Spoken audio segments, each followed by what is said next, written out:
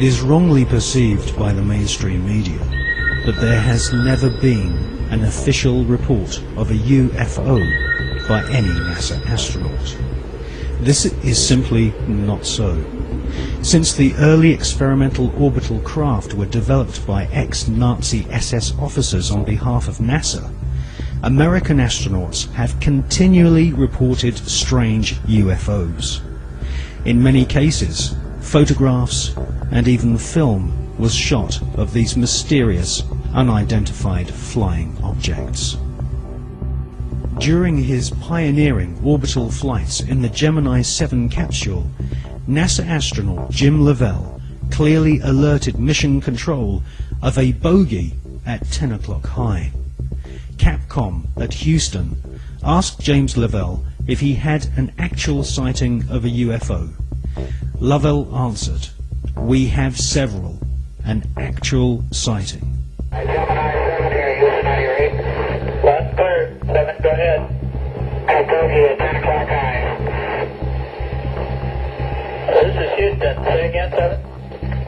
We have a bogey at 10 o'clock high. Roger.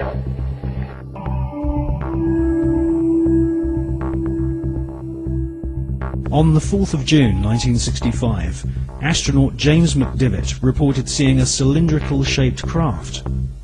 Could this be one of the cigar-shaped motherships which have been filmed from the ground on many occasions, most notably in Russia and California during the 1970s?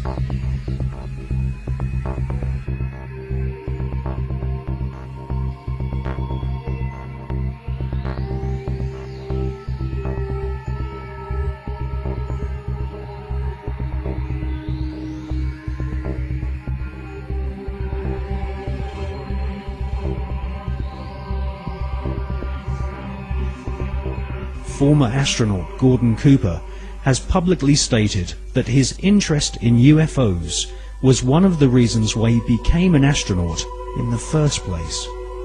In 1978, Gordon Cooper attended a meeting of the Special Political Committee at the United Nations General Assembly in order to discuss the UFO phenomenon.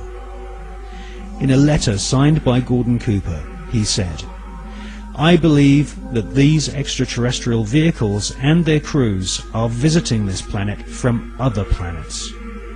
In 1951, I had the opportunity to observe flights of UFOs of different sizes flying in fighter formation from east to west over Europe."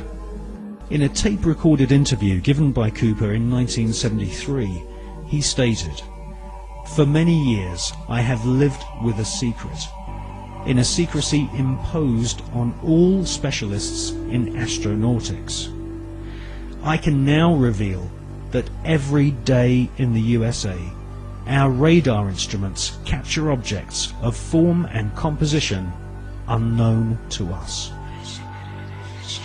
I wonder, did you have anyone call you about a strange plane or airplane or something in the air? Where? It was coming down Sampson Drive.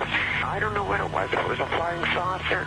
What did it look like, ma'am? It was like almost like an iridescent color. It was like a bluish purple. I could see a red glow up in the sky. It was huge. These people are serious. They're very upset. Whatever it was lit up. I mean, literally, if you were underneath it, you could see it would be like daylight with red light. It changes colors from white to red to green. The sucker has not moved. We have multiple departments right now that have sightings on it. This is not a prank phone call, I swear to you. What the hell is it? They're sitting stationary. I got 3 of them. What do they look like? I've got 4 discernible colors. I got red, yellow, green, and blue. And the one just was like flashing. So if they're those planets those guys were talking about, then they're planets with Christmas lights on. This is weird. In 2002, astronaut Scott Carpenter was interviewed by the late Graham Birdsall of the British UFO magazine. Scott Carpenter and his fellow veteran astronaut friend John Glenn both witnessed strange creatures in space during their pioneering flights. Now, there were so many unknowns in the early days. And this is a fact of the matter. We were really not sure after John flew whether or not there were critters, living critters, out there somewhere.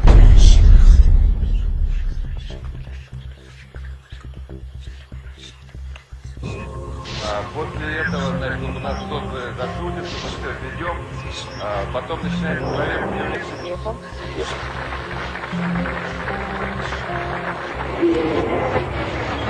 Yes, we have some, not thousands, some cases when Russian astronauts watched objects, very, maybe few, not so far from the space station, mostly over the Earth, very close to Earth, but it doesn't matter. From outer space, you can see it as if it's very, very close to you.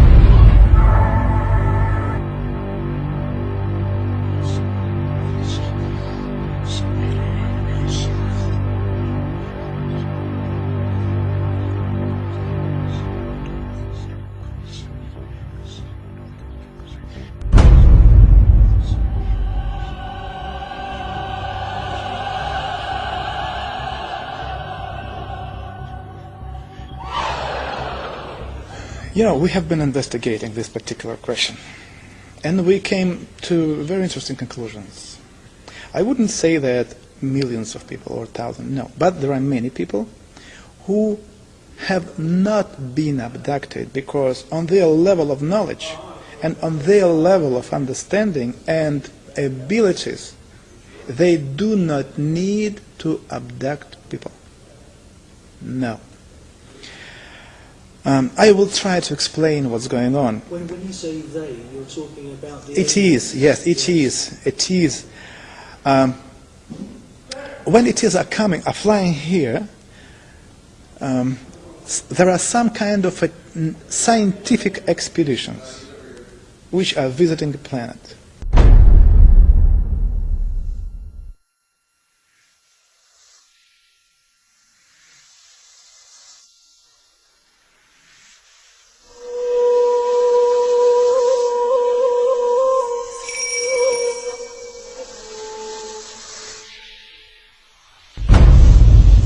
For us, it was very unusual to find out that the deepest and the most important interest for them is the God.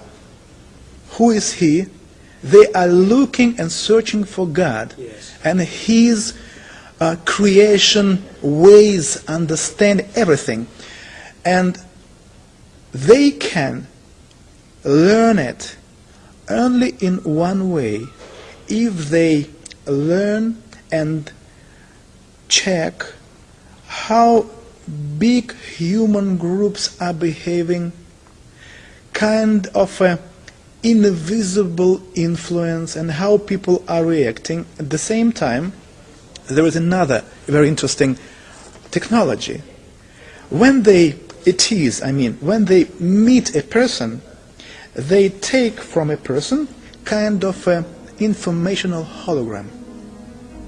This hologram, which any human being have, contain in itself information about previous lives, about present life, and something about possible future. They take this hologram, informational hologram, and then to be able to read it, to decode information, they need to have a special key. This special key is the sample of your way of thinking. For this reason, to have this key, they somehow transmit into your brains a hard idea, like, just an example, you are living wrong.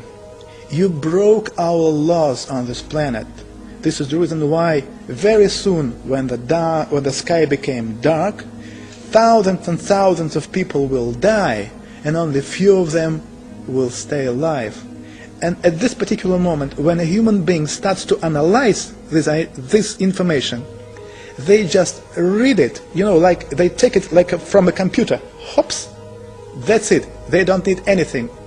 They take this hologram, they take this key, and then keeping this hologram anywhere there, they can have any information about human being and what's going on with him and his surroundings.